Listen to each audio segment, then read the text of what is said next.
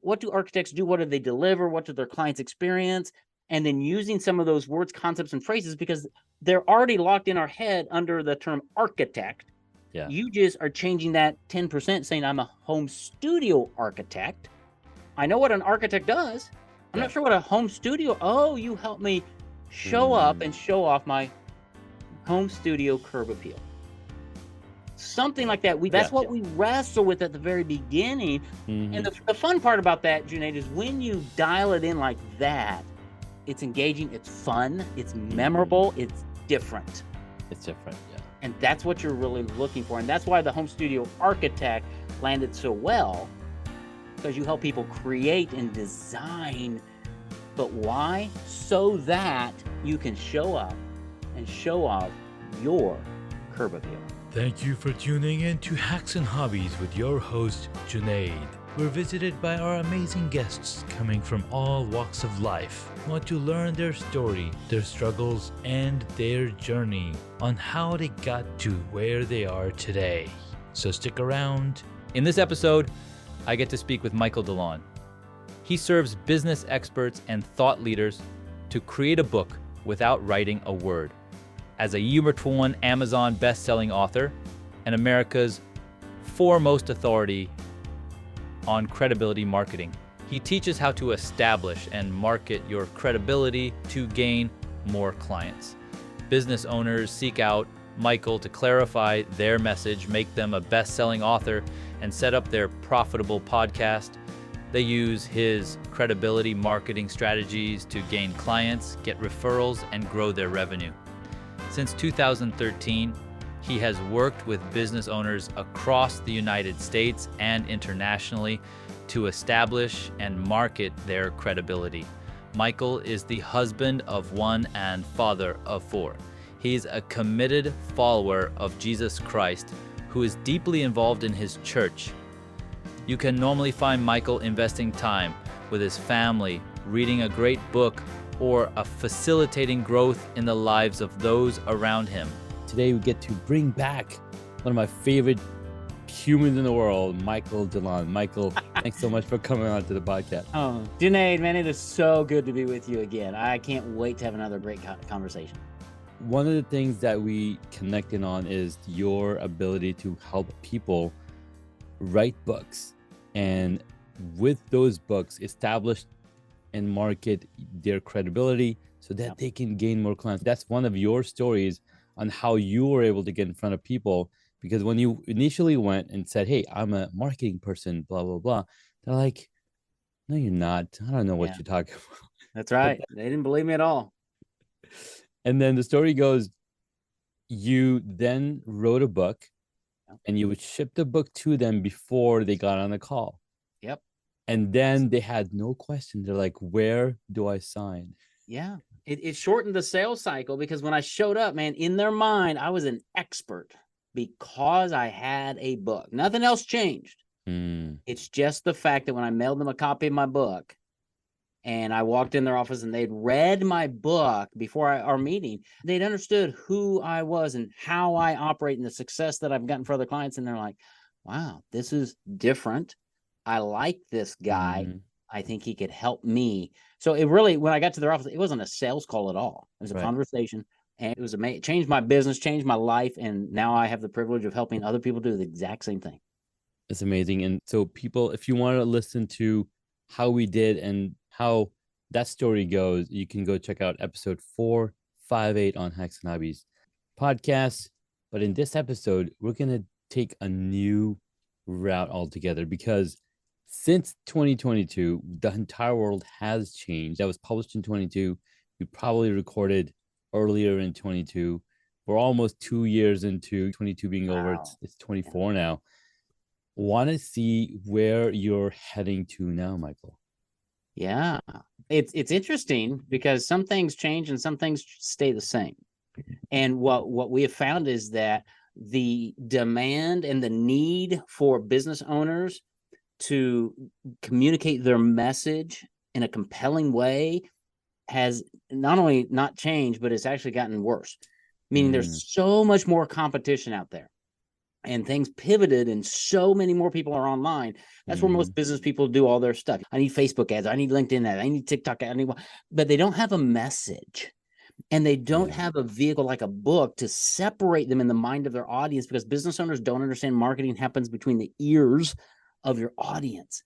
It's how they think about you. So as far as what we're doing, we are doubling down on what we do best to help our clients. We continue to build marketing systems and strategies that we teach our clients and give to them so that they know how to monetize their expertise. But it's really clarifying their message, creating their best-selling book, and then using our marketing systems to convert prospects into clients. Man, I love that. When you said the marketing happens between the ears, it's almost like the book becomes the inception. Yeah. Have you seen the movie Inception? A long time ago. Is right? that Matthew McConaughey? Yeah. That was Gordon Levitt's. Okay. And what's his name? Inception. The guy from Titanic. Can't remember his name right now.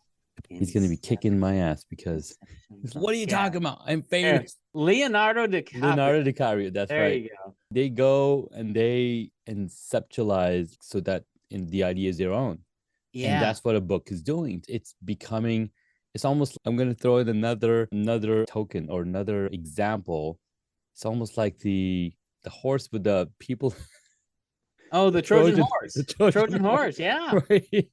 Yeah. That's what a book is. It's going inside and it's turning from the inside out. I'm like, hey, this is the guy that you want to hire to build your credibility. Yeah, it really is. In our culture, Junaid, experts have books. Period.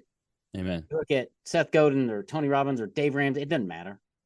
In their category, leaders have books. And if you want to be a category leader to your audience, whether you're just in Podunk, nowhere, Iowa, or whether you're a national speaker or trainer, you better have a book. That at the end of the day, that's how people are judging you and your credibility. You need other things as well. It's not the purple pill of the Matrix. Right. But it really is it's that level of credibility that is more challenging to get than about anything else. Amen. And I think that's why it speaks so profoundly to our audience. It does. And here's the fun fact, right? And this is something that you probably resonate with, listeners would resonate with as well. I have the privilege of raising a child who's now 1 year old. Right? As soon as it's bedtime, I was like, hey, we're gonna read Goodnight Moon. You probably heard of that book, right? It's a tiny book, and he sits in the bed. He's about 16 months old. He sits in the bed, he pulls up the covers to his knees, and he's like, all right, where's my book? I'm gonna read the book. So at a very young age, we are trained to read books and learn from them. Yeah. I think there was a story where somebody came up to Bill Gates and congratulated him when he published his book. Nobody came up to him and congratulated him for being the richest man in the world, having the most successful company in the world. Nope. As soon as he published a book, wow, congratulations, you wrote a book. Yeah. It's a major milestone. And with your son, you're making memories. It's a resource because that lives on the bookshelf. And that's the other thing from a marketing perspective. Podcasts are great. They hang around. You've got 480 some odd. Videos are great. All that stuff is good. But a book lives on my bookshelf. It beckons to me as I glance over and I see books on my bookshelf going, I want to be top of mind in my audience's life. And a book's just a great way. Plus, it gives me all kinds of content to do podcast or LinkedIn Lives or you name it, emails. I use the content in my book because that's what I'm known for. And my question to business owners is, what are you known for? And most of them are not known for anything. And therein lies the issue. Yeah.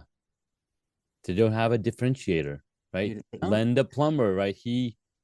Yeah. And the differentiator many times, Junaid, comes from within that client.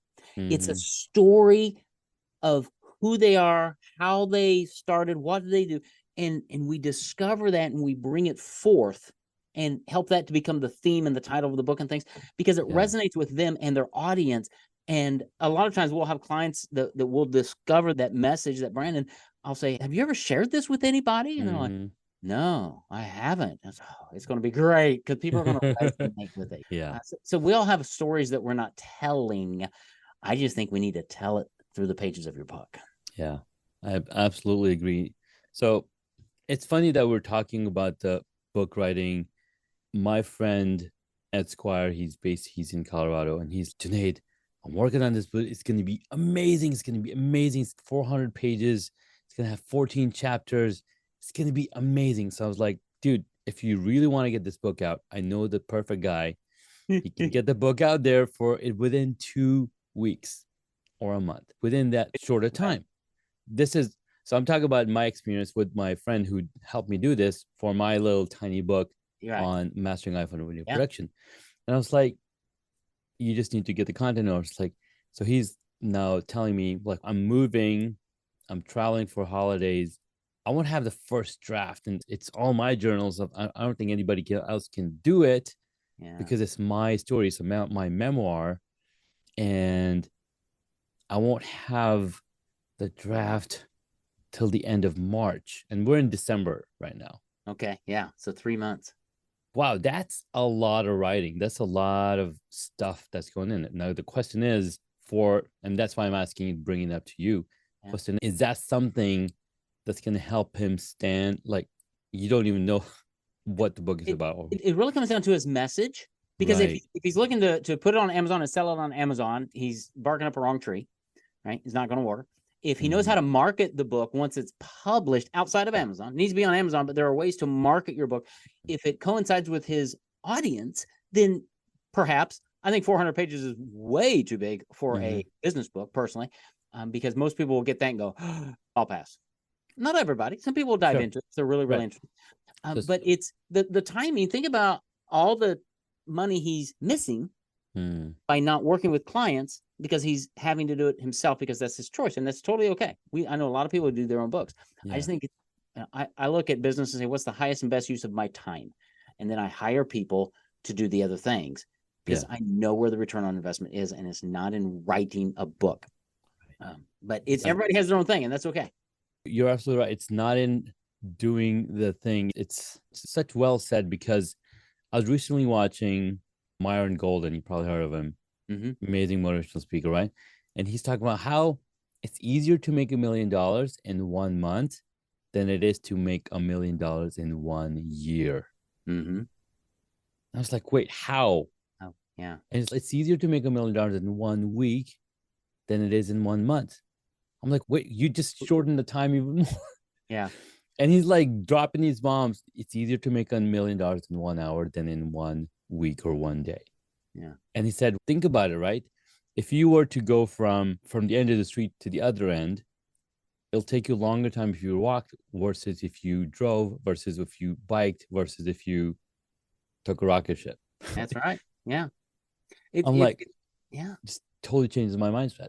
And that's it. It's a mindset, because one of my phrases is, everybody wants to be an author, but nobody wants to write a book. It's a struggle, and there's self-editing, and there's all kinds of things. And so that's why we created our speak to write process, to get your content out of your head into print. We have writers who do the writing. It's in your voice, it's in your tone, it's your message, but it allows us to get your book done in under 24 hours of your time. So we leverage your time so you can spend time with your clients, your prospects, your team, building your business while we're creating the book. And then we bring the marketing together at the end of the program after we make you a best-selling author. And it launches you into a different stratosphere. Yeah. And it sustains you in that orbit, per se, if we're talking space, because of the marketing systems and strategies give you to go, now that you're an author, how are you going to engage people? Because it's not about selling your book. It's about putting it in the hands of people, letting them get to know you, building trust, and becoming a household name to your audience, and then letting them refer you to their friends and neighbors and relatives, business associates, church members, on and on, to build your business over time. It's just a different philosophy. So that philosophy, it's a mindset shift that we bring to the table around your specific message. Very fun. Michael, when we first met, I think I had a call with you about figuring out what I was about. And I think you gave me the title of home studio architect, and I've stuck with it. I'm like, hey, I'm going to take that little piece that you gave me. Thank you so You're welcome. But I still have yet to write a book on that topic. Now, I've written a book. It's iPhone video production using mastering iPhone video production. It's a nice little book. So the question is, I have 40 of these copies of these books. It talks about what my background is and how people can use your smartphones. Can I use that book for my marketing, for as a calling card? Can I like send it as a gift to people to start 100%. making it a home? Like, what are your thoughts? Yeah, 100%, because what you're talking about is how to use your iPhone with video, right? Which is a subset of being a home studio architect, because you help people design studios in their home. I carry this everywhere I go. Yeah. Sometimes I use it in my home studio. Sometimes I'm out and about, but it's all, how am I showing up on video? And absolutely, yeah, you're the home studio architect. And hey, if you happen to have one of these iPhones, download a free copy of my book, or let me give you a free copy of my book. It's going to tell you exactly what you need to be doing to show up properly and connect with your audience. It's just a subset of what you do. It's a subset of what I do. Totally. Yeah, it's just one piece of that pecan pie, right? With Christmas pecan pies on my. I love it. But it's just one slice of that pie. A home studio is another slice. Doing videos in your marketing could be another slice, right? There are just all kinds of ways of lighting and all of that, because you're an architect. You think about an architect, dude, and they've got what? They've got rulers, and they've got pens and pencils and drawing boards and all. They've got all kinds of ways to look at buildings and elevations and things. You have to attack it from all those angles, and that's just one way. Absolutely. But this is I was looking at it from a totally different perspective, but you just opened my mind. Well, that's good, and that's what we bring to the table. See, we're marketers. Yeah, we're a book publishing company. Yes, but we are marketers. We understand how to take that book and teach you how to use it in a dozen different ways, and then we give you systems that work over and over. It's just, you set it up one time and it just works over and over and over. That's how you build your business. You don't have to chase TikTok and LinkedIn and all this other stuff. Now you've got a message, home studio architect, and then under that say, here's one of my drawings. Here's one of my sketches. It's about an iPhone. It's how you show up on an iPhone, whatever. That's what we love to do, Janae. Yeah. Man, I love it. That's mind blowing. But so go for it. I was going to say, the reason you say it's mind blowing is because you're an expert, Junaid, at what you do. Okay. My mind is blown when I look at your studio and your sound and all. I'm like, how do you even think about all that? Sure. But you do that like a fish in water, right? My clients and most business owners are experts at what they do. They struggle at marketing. I do marketing in my sleep. So that's why we work so well together, as I'm here to help and to serve and to just give you that mind-opening revelation. Now you can run with it because you're smart. You can go, now I know what to do. Great. Happy to help. That's what we love to do with our clients, because you're just one degree away from a breakthrough, and maybe we just got it for you. That'd be great. Man, that's amazing. So as you work with your clients, you said the clients are not spending more than 24 hours with you. Of their time, right. So it takes us between 4 and 9 months to get the book done. But it's 24 clock hours of their time. That's all they have invested in it, because we've built a system where it speaks right. We've got writers who interview you. You can, it's a wonderful system. It's dialed in, man. And the output that people get are books that are how many pages? Up to 150 pages. So it's a real book, has some thump factor to it. It's big enough not to be a brochure, but it's not War and Peace. It's not 400 pages. Sure. It's a book that when you put it in somebody's hands, they're going to go, I can read that in a couple hours. That's what it builds that authority. And 100%. It's really funny. Like I have no idea about writing books. Okay. But about 6 years ago, my friend shared with me this book called Authority by Nathan Barry. Okay. And the book said, the big book's called Authority. He's a software developer himself, and people would ask him to do something, and he's, wait, I have a better article. I've written a better article. But then they would always go to something else. And then he's, wait, what am I doing all the time? I'm looking at books by O'Reilly, books by blah, blah, blah on technology. What if I wrote a book? Yeah. So as soon as he wrote a book, now he's an authority figure because he's an author. Literally. That's all. I mean, honestly, because it's in the mind, right? Yeah. We want to be a resource to people. Mm. And in your book, you can point to other people because that continues to build your authority. But good golly, it's not hard. It's not rocket science. The problem is writing a book. Physically writing a book is challenging. Okay, because of a lot of factors of self-editing and wording and correcting yourself through the process. Never write a book. I'm Junaid Ahmed, host of Hacks and Hobbies podcast and a digital presence advisor at HumbleZone. This episode is brought to you by Home Studio Mastery. I launched a consultation and course program to help podcasters and course creators to create a space in their homes that will reduce the friction of creating content and appearing their best when showing up on camera. The pandemic gave us a lot of issues, but this one is here to stay. We're now so much closer to our audience thanks to video becoming more popular and affordable. I help guide folks who want to create Hollywood-worthy studios to not only capture great content, but also build more confidence, more authority, and be more comfortable in front of the camera. If I can do it, you can too. And with my help, you can do it faster. So if you'd like to learn more, visit homestudiomastery.com and how you too can create a home studio that brings out your personality, professionalism, and possibilities. Always speak to write a book. Whether you use us or whether you use Google or Microsoft Word, use the dictate function and speak into the computer and let it take your words down. It's so much faster, so much better. Then go back and edit it or hire an editor, somebody who's really good at language.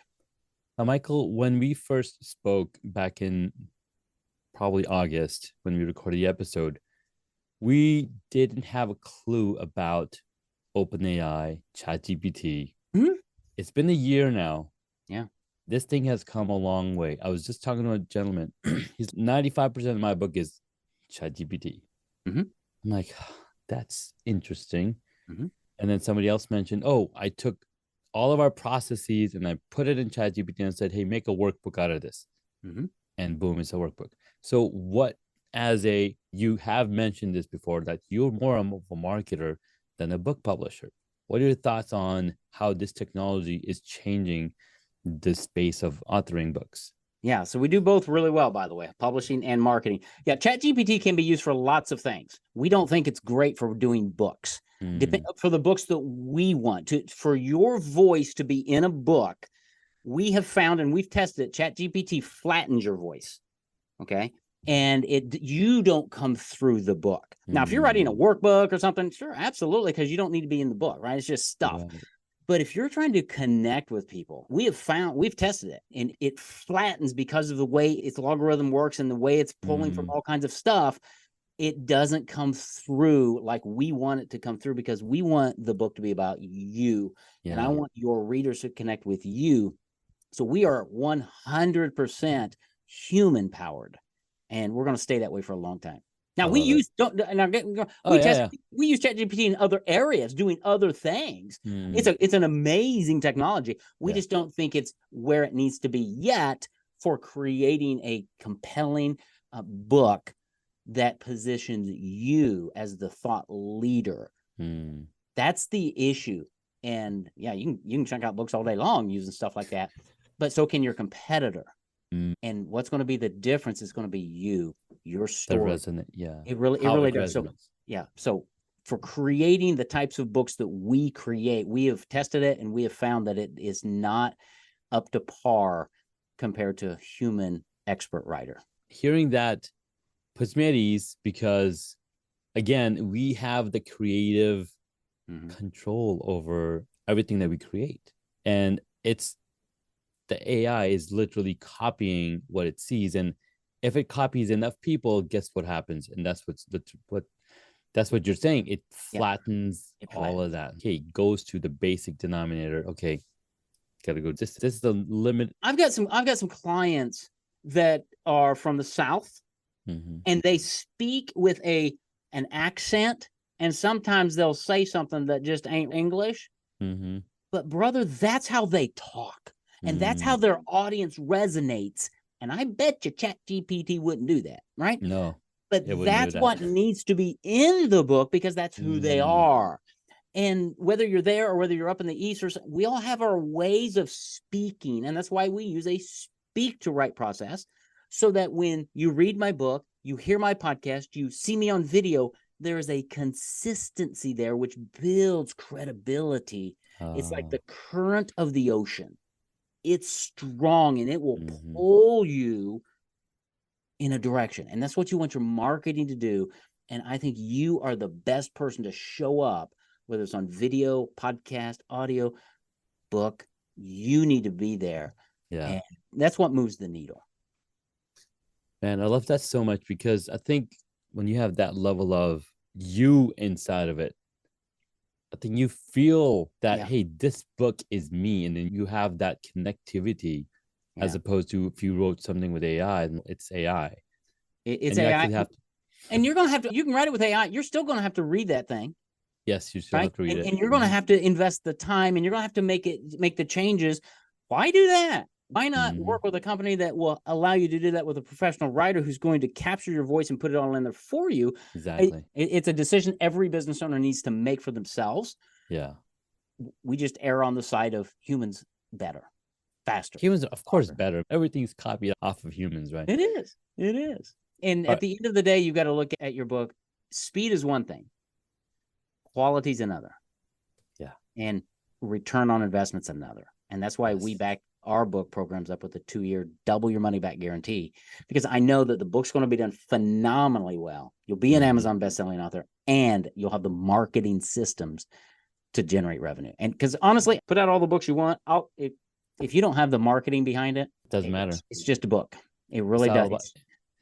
And that's why you wrote the book on marketing, because it's all about marketing. People are not going to know about anything unless they see it somewhere. They see it in your circles. Now, it worked. Not marketing worked for the Grateful Dead because they have a strong calling, right? Yeah. There's a lot of bands that did really well. Yeah. That didn't have to do marketing because they had the word of mouth. That's right. But you're doing that with, I think you're taking it to 3 different levels with a book, because it is word of mouth with the book. But then you're adding the marketing element in front of it, because it's just going to get in front of the right people at the right time. But think about the Grateful Dead. All right. Love them. They had a very compelling message. Okay. So if I said Grateful Dead, boom, REO Speedwagon, Crosby, Stills, and Nash and Young. 3 different, they all have their distinct brands. They have their distinct audiences. Yeah. How are you doing that in your business? When somebody says Junaid, when somebody says Michael DeLon, when somebody says your name or your business, do they instantly know who you are and what you stand for? Because when you do that, you don't have to do a bunch of marketing, right? If I say Tony Robbins, boom, you know who it is. Dude, if I just said Tony Robbins put out a brand new book on computer technology, everybody's going to go buy it because it's Tony Robbins and he's brilliant, right? That's what we think in our minds. Same thing. So what brand do you have that allows you still have to market. Tony still markets every single day. Oh, yeah. And the Grateful Dead marketed. They had T-shirts they sold at their concerts. That's right. So they marketed. We just think about it differently, but it's the fact that they had a distinct brand that they stood for. What do you stand for in your marketing, in your business? What are you known for? And most of the time, it's nothing. And therein lies the issue with marketing. Everything else is a channel or a venue, right? LinkedIn, TikTok, books, podcast, doesn't matter. They're all channels. If you don't have a message, start there. Start with your message. That's why we always start with the message. Then we create the book. Then we do the marketing. Michael, I love all of this. Do you want to do an experiment with Junaid Ahmed's marketing? Sure. And the messaging? Right? Absolutely. Love it. I know what my marketing and what my message is. I want to make sure that every entrepreneur looks good and sounds good on camera and has confidence. But is that enough? What's the end result? Why do I want to look good and sound good on camera? Because it gives you authority and confidence to create more content. And why do I want that? So that you're in front of more audiences, you you bring in more money to your company. You bring in more revenue, more revenue, clients. more Yeah. clients. Exactly. Revenue and clients, and people see you in authority. Like when they see you in a high quality video, they're like, okay, this guy clearly cares about how he shows up on camera. Mm-hmm. He clearly cares about that so much that if I work with them, he's going to care about me too. Yeah. And you're all about the studio, how they show up, whether they're in their studio or on their iPhone. Right. It's how they show up. All right. And this is just off the top of my head, dude. Of course. Right? Usually takes me a few weeks. Here's how I think. You are the home studio architect. So I start thinking architects. When architects create something and they create a brand new building, it has curb appeal. You drive up to this building, you go, wow. You walk through the doors, you're just wowing, right? That's the experience your clients want. Is when people see them, they go, wow, that was amazing. Look at the lighting back there. And I want to come back and see another video. I want to learn from this person. So you could call it personal, helping you design your personal curb appeal would be one thought. Right. And this is the process that we go through. Right. It usually takes me 2 or 3 weeks to iterate this and brainstorm and go back and forth. But take the idea, the concept of home studio architect, and think about, what do architects do? They design. Okay. They draw. And then when they have a product that's done, what's the experience of those who see it, who experience it? And use those words and make them fit what you do. Okay, so you could say building something, crafting, designing. I think architects design. It's more design, yeah. It's more design, but why? Why are they designing? They're always designing a masterpiece or something. And before they design a building, they look at they do a survey of the surrounding neighborhoods. So that would be your competition, maybe your client's competition. And they say, okay, we're going to use this structure. Our church is building a building, and the architects haven't even broken ground yet, because they're doing sketches, and they're up on top of this little mountain and they're looking, they're saying, how do we preserve this? How do we give you the right view? How do we do what's going on? They're looking at all of this. That's how you need to be showing up with your clients, to go, here's what your competitors are doing. We're going to help you create your personal curb appeal. It's going to connect with your brand, and it's going to give your audience a wow experience or something. So you just have to put it all together. Work on all of that. But you've got lighting, you've got sound. So think about a new building. It's got lighting on the outside.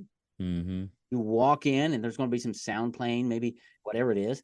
All of that's the experience.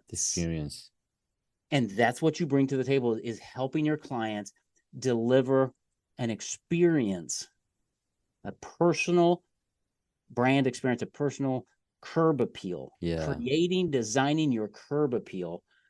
When people pull into your Zoom meeting room, it's that first impression. What's that first impression like? Because many times that is the first or second impression that somebody has if they book a meeting with you. Hey, let's have a Zoom call. Okay, how are you showing up? Helping you show up and show off your curb appeal. Show up and show off your curb appeal. Yeah, because I want you to show up. You showed up today, and in the background, you're showing off what you do. Say, oh, look at those lights. And I know you can say, hey, Google, change this, and it changes. And I'm like, well, that is really cool. I can't do that. I can go flip a switch.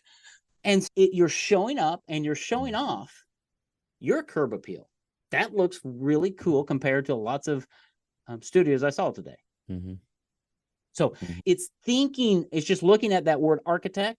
What do they do? What are their tools? What are they designing? How do they go about it? What are some words? Going to a thesaurus or something like that, and just thinking about, what do architects do? What do they deliver? What do their clients experience? And then using some of those words, concepts, and phrases, because they're already locked in our head under the term architect. You just are changing that 10%, saying, I'm a home studio architect. I know what an architect does. I'm not sure what a home studio. Oh, you help me show up and show off my home studio curb appeal. something like that. That's what we wrestle with at the very beginning. And the fun part about that, Junaid, is when you dial it in like that, it's engaging, it's fun, it's memorable, it's different. It's different, yeah. And that's what you're really looking for. And that's why the home studio architect landed so well, because you help people create and design. But why? So that you can show up and show off your curb appeal. I like it, man. I like it.